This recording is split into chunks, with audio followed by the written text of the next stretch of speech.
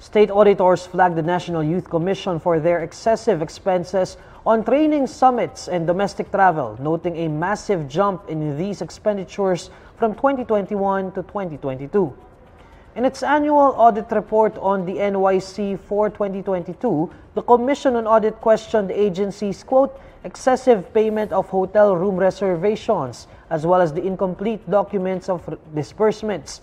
According to the COA, the local accounts of the NYC showed that its training expenses amounted to 31.4 million pesos, while travel expenses reached 5.43 million pesos. The COA said that NYC's local travel expenses jumped by 321% from 1.29 million pesos in 2021 to 5.43 million pesos in 2022.